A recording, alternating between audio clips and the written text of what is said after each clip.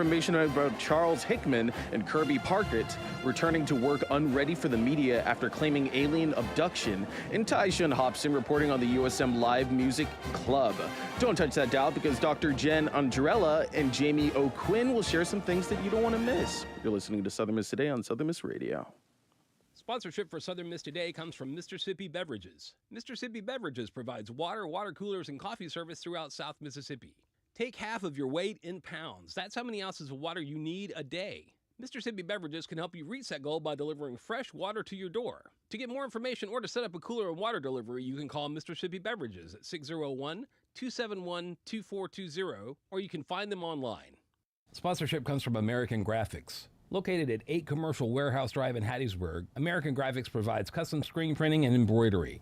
They can be reached by phone at 601-602-2277. And the website is goamericangraphics.com. American Graphics, printing at its finest. Welcome back to Southern Miss Today on Southern Miss Radio. In USM Campus News, Southern Miss marks 50 years of British Studies program. It's with elation to announce that Southern Miss has reached 50 years with the British Studies program. Founded in 1976, the BSP is offered through the university's Center for International Education's Office of Study Abroad. There, the program offers 9 to 12 courses in various topics with the opportunity for students to earn up to 6 credit hours through lectures taught by USM's own faculty. Dr. Andrew Wiest, one of the professors for the British Studies program, has this to say, quote, "I want Southern Miss students to have that chance. And I'm reinvigorated every summer by seeing London anew through their eyes. I look forward to when we arrive and all of us are jet lagged, and there's an orientation that we review the do's and don'ts like any orientation. Then we head out on our first activity. I take them to Waterloo Station, south of the River Thames, where there are lots of buildings between the station and the river. We then walk and talk. It takes about 15 minutes.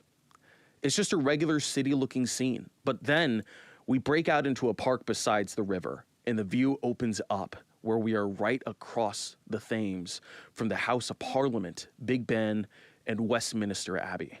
One of those sights you dream of," end quote. Congratulations to the Study Abroad program. In Hattiesburg news, boil water notice issued for some 300 people in Jones County. In case you haven't heard, a boil water notice has been issued for around 300 people in Jones County yesterday. The notice seems to be due to a water leak. Keep in mind that when you're under a boil water notice, please boil your water for over a minute before using it. Dog rescued from 20-foot well under Harrison County home, reunited with family. Fire rescue crews were able to rescue a dog that fell into a well Saturday night after the animal spent roughly 2 days trapped underground.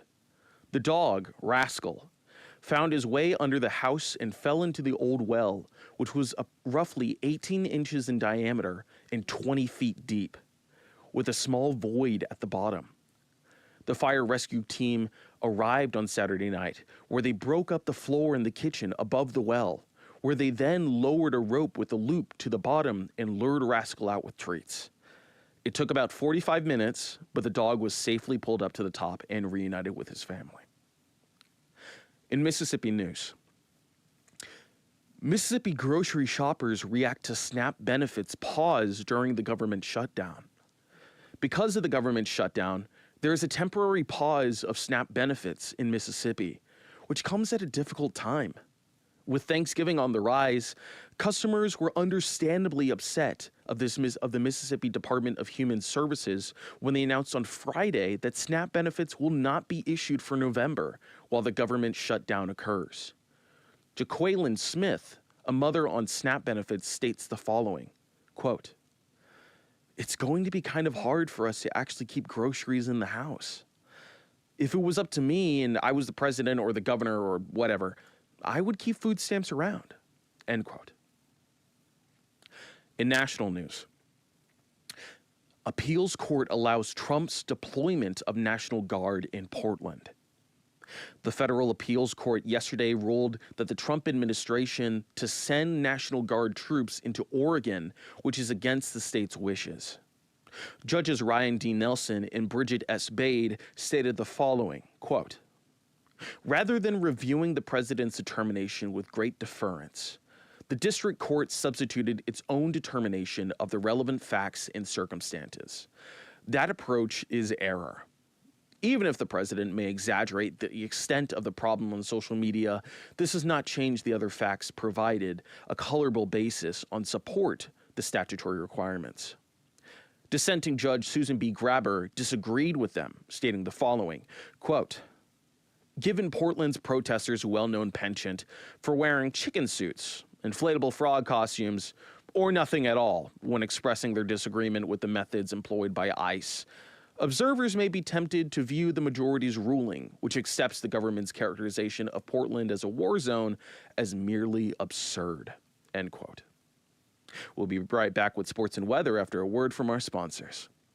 Sponsorship for Southern Miss Today comes from Mississippi Beverages. Mississippi Beverages provides water, water coolers, and coffee service throughout South Mississippi. Take half of your weight in pounds. That's how many ounces of water you need a day. Mississippi Beverages can help you reach that goal by delivering fresh water to your door. To get more information or to set up a cooler and water delivery, you can call Mississippi Beverages at 601-271-2420, or you can find them online. Sponsorship comes from Furniture Direct, with locations in Hattiesburg, Laurel, and Columbia. Are you looking for a deal? Lots of styles on a good value? You can find them on Facebook at Furniture Direct Hattiesburg for the latest specials and promotions. Or you can shop anytime at FurnitureDirectNow.com. You can see why Furniture Direct is your furniture destination. Welcome back to Southern Miss Today on Southern Miss Radio. Now on for your sports. Braylon Braxton named Sunbelt Conference Offensive Player of the Week. Our very own Southern Miss senior quarterback, Braylon Braxton, was named the Sunbelt Conference Offensive Player of the Week when our Golden Eagles won their homecoming game over ULM last Saturday. In case you missed the score, it was 49-21. Braxton led the Golden Eagles to their fourth straight victory, which is their longest streak since 2015. Let's go Eagles, and congratulations to Braylon Braxton. Men's tennis claims CCB Bulldogs doubles championship. Our Southern Miss men's tennis finished off their weekend at the CCB Collegiate Invitational, stacking wins in both singles and doubles and finishing off with a trophy. Let's go Eagles. To keep up with all the Golden Eagles sports activities, head on over to southernmiss.com. Now on for your weather. It looks like today will be pretty sunny with highs in the upper 70s and lows near the 50 degrees. It looks like it might rain tonight with a 90% chance of rain, which is looking to end early Wednesday morning. So if you're going out tonight, maybe bring that umbrella. It is currently 68 degrees with our humidity at a whopping 67%, and our wind is moving at 3 miles per hour.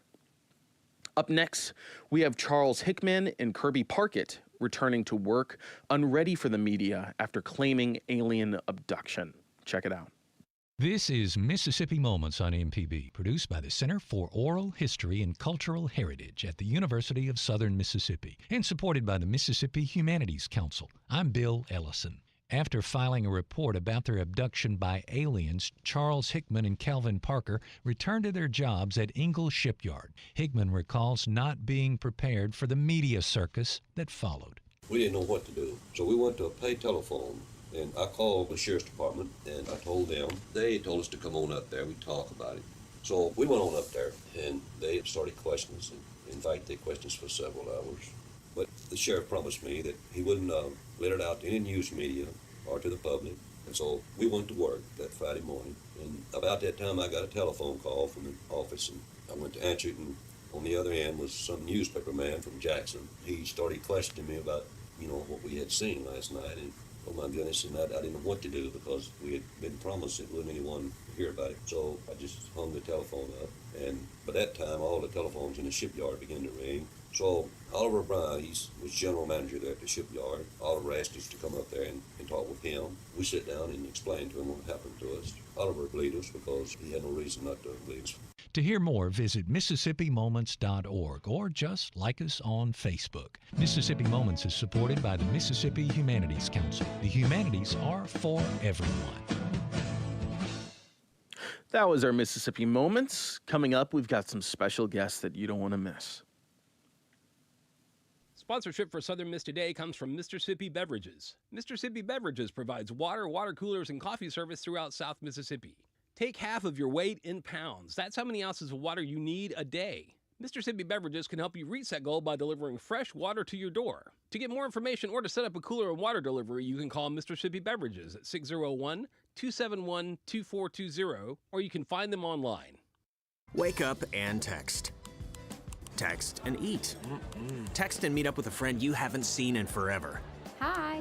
Oh, hey. Text and complain that they're on their phone the whole time. Text and listen to them complain that you're on your phone the whole time. Text and whatever. But when you get behind the wheel, give your phone to a passenger. Put it in the glove box. Just don't text and drive. Visit StopTextsStopWrecks.org. A message from NHTSA and the Ad Council.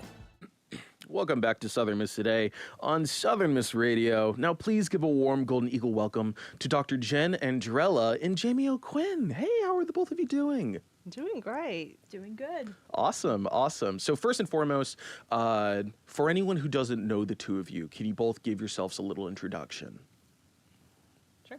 Absolutely. So I am Dr. Jen Andrella. I am actually new to Southern Miss. This is my first semester here as an assistant professor of digital humanities and history. My digital humanities interests include digital mapping, data visualizations, and digital humanities pedagogy. I'm also a historian of the 19th century American West and Native American history. Wow, that's exciting. Thank you. What about you? My name is Jamie O'Quinn. I work with the Mississippi Digital Humanities Hub. I am actually the public programs and outreach liaison. Okay.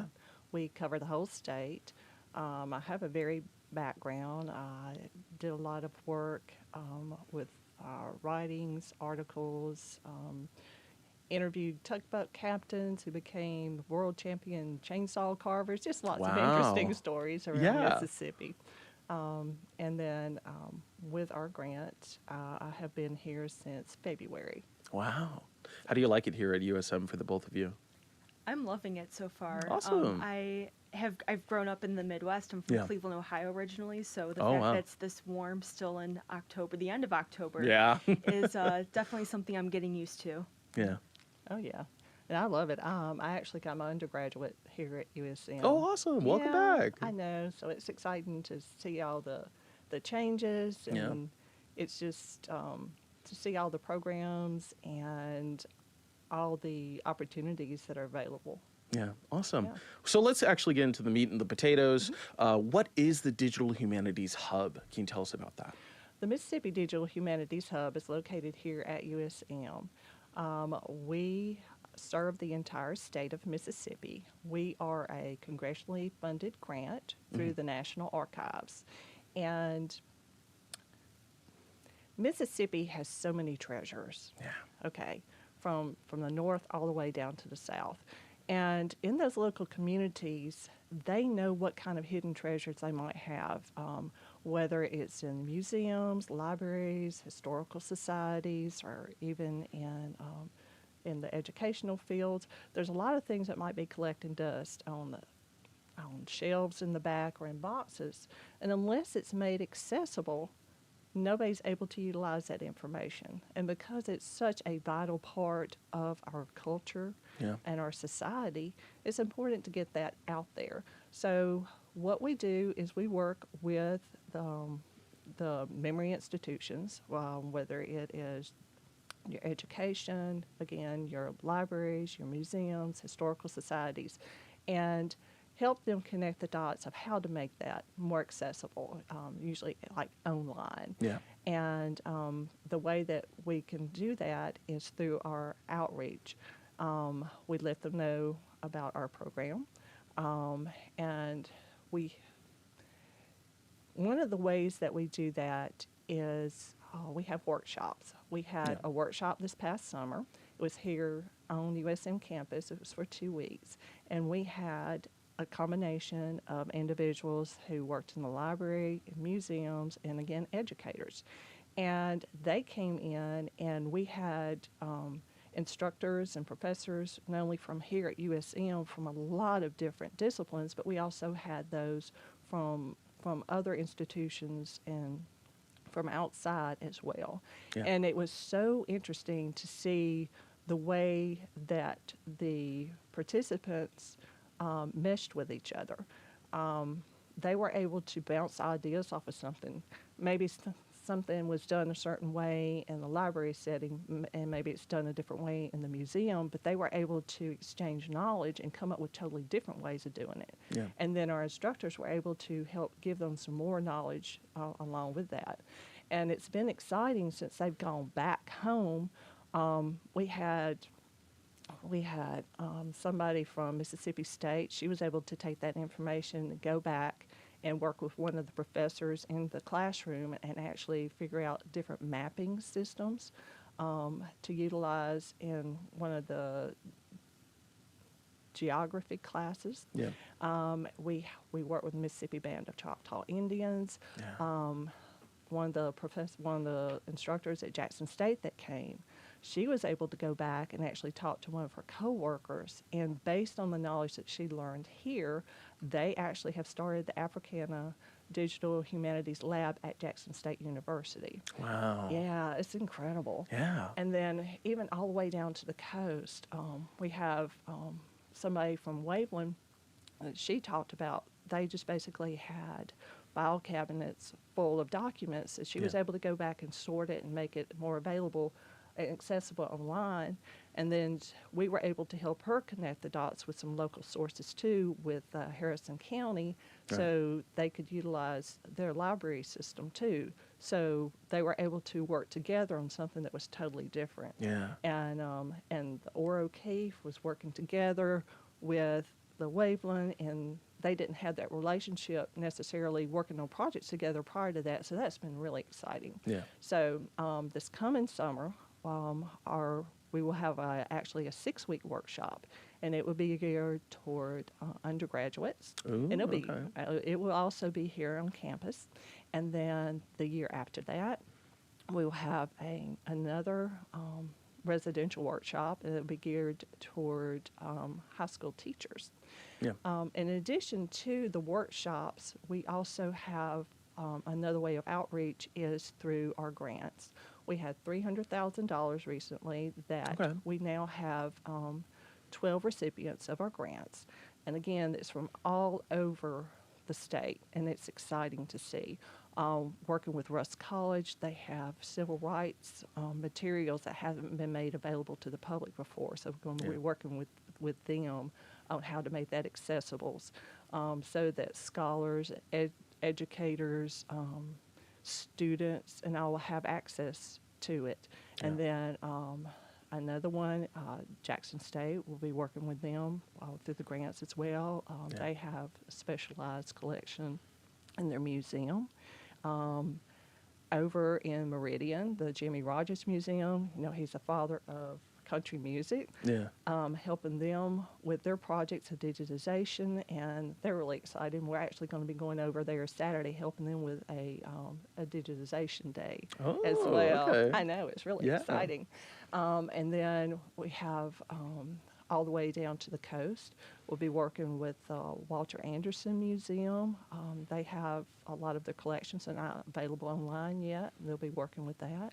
And Harrison County actually has some photographs from the 1950s to the 1980s on the coast that's going to be made available online. And then even Waveland has the stories that were written by Katrina, people who survived Katrina, and their perspectives on it. And that's going to be made available online too. So we're really excited about those type of activities.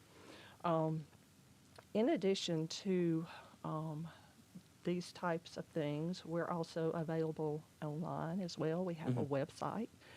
If somebody wants to go on and ask questions, we actually have a chat thread. They can go on, and you can bounce ideas off of each other. And that's that's one of the things that's been really exciting with the knowledge that's been shared between them to come up with new ideas, because digital humanities is always evolving. So to have people who are in conversation, Yeah. that's what we're excited to see. And and again, we always love to help connect the dots as well. So anyway, the Digital Humanities Hub, again, is outreach across the state. Yeah. But we also have the Digital Humanities itself is located here at USM, and it works specifically with our faculty, staff, and students. And Jen, I'm going to let you talk more about that. Yeah, awesome. Absolutely, yeah. So the Center for Digital Humanities is a physical space. It is located in the Liberal Arts Building, room 348. We have hours Monday through Friday, 8:30 a.m. to 4 p.m. And we are in an interdisciplinary lab that supports faculty, students, staff, and community partners in the exploration of digital methods to study, preserve, and share humanities research. Yeah. And it's also like what digital humanities is. It's really about the use of digital tools and technologies to preserve, interpret, and share humanities work. We largely provide consulting and technical expertise to support digital projects at all stages of development. So even if you are just in the brainstorming stages, we are happy to have those conversations and help out. And we are also a community. Our goal is to foster a supportive environment for everyone to experiment with new tools and learn together. One of the areas that we are hoping to expand for the future is to partner with instructors and students and classes to build digital humanities projects as part of coursework. Yeah. So for instructors, this can mean reimagining an existing assignment, maybe coming up with a new project, and we can help you with every step of that project, again, from the brainstorming stages all the way to visiting classes to give tutorials to students. Okay. So this might look like running a class blog, teaching students about writing for public audiences. It could also look like creating entire websites or creating interactive maps or data visualizations. Lots of really innovative and creative ways for thinking about traditional coursework through digital mediums and tools. Absolutely. Well, that's so cool. And being able to be a direct step in preserving history, Right. especially in such a climate right now where there's history that's being hidden and deleted, and it's a scary time right now. But it's great that you guys are providing this first line of defense of keeping history and keeping breathing life into it. Right. I think it's also about demystifying digital tools and technologies, because these things can be very scary for anyone learning how to use them for the first time. Computers can still be very scary, even though we are all enmeshed in the digital age. Right. And so, we do like to think of ourselves as sort of that first point of entry for anyone, especially in those beginning stages, to learn new things. Yeah, absolutely. That's amazing. So I'm sure that our listeners and our students alike are really interested in the Digital Humanities Hub. Is there any way that they can help out or contribute to that at all? Yeah, so I would say there are a few different pathways of getting involved. In some cases, and maybe Jamie, you can speak about this more, but it seems like there could be opportunities for students to become maybe assistants in projects, depending on the needs of those projects. And we're also working with the professors and all, and to let the students know that not only we're available to help with the professors, which a lot of times we do joint activities together. Yeah. And then the students can also reach out to us. But, if somebody just wants to come and bounce ideas off of us, and again, it's all about brainstorming and getting that communication going. They're welcome to contact us. We are located here in the LOB, and then we're also our website, if they want to go on the chat thread, or we actually have also a transcription service too. Ooh, I know, it's really cool. They can go to ms-digital-hub.com. And, Awesome. Okay. Or they can, certainly if they want to reach out to me and Yeah. email, and I can give the information to wherever it needs to go. It's jamie.oquinn@usm.edu. Okay, awesome. Yeah. And you guys have been fantastic guests, but I know that we're running out of time. But I'd like to do this last little thing with our guests. What type of advice would you either give to a younger version of yourself, or to a person that's interested in digital humanities? What type of advice would you give them to take that first step? Just courage. Man, just do it. There's so many exciting things that are out there, and it's always evolving. Awesome. Right. And I would say, don't be afraid to try new things. We are a very welcoming and fun bunch over in the Center for Digital Humanities, and so we're always just happy to have a conversation. And I know that can be kind of scary for some people, but just, beginning with that first step of having a conversation is a great place to start. Awesome. And they're welcome to come see some of our digital humanities equipment, too. We got some really cool things. That's as well. awesome. Yeah. Okay. Thank you so much, Jen Andrella and Jamie O'Quinn, for coming on today and providing a voice for our Eagles. Coming up, we've got Tyshawn Hobson reporting on the USM Live Music Club. Check it out. From punk rock music to smooth, easy jazz, the USM Live Music Club has it all. Located behind the Baptist Student Center here on campus, the club is a place where musicians and students can come together and see others perform. Hayden Priest, Vice President of the USM Live Music Club, says he hopes to build a community here. The USM Live Music Club is what I hope to be, a community of musicians on campus. They don't have to be a music major or anything. They can just play whatever, and they can come to this stage, have a group of friends, and then, come hang out and play some new music. The club was first established last year and has been hosting events and concerts ever since. The club hosts performances every Thursday and is open to local bands, musicians, and USM students who can either perform or even just sit for a free night of live music. Joseph Lee, a USM student and member of the band, Miss Fantastic, says music can bring students together. I think it's a good thing. I think music heals people, and I think the world needs a little bit more healing right now. So being able to come out here and just, be a musician or a rapper or artist or whoever you might be. The club brings together students from all backgrounds, even commuters who may have a hard time finding places to practice and play. USM student Sugam Patti said he's glad that he has a space where he can play freely. Where we can openly jam and not care about what others might think, if I'm going to get a noise complaint or not. It's really fine. I'm Tyshawn Hobson with SMTV News. Thanks for listening to Southern Miss Today on Southern Miss Radio. Huge thanks to Cardell Whiting, our audio engineer, and Daniel Page, our video engineer, for keeping this bird flying. Big shout out to our assistant producer, Rosines Monti, and our program director, Adeline Fields, and our GM, Dr. Wilbur Martin.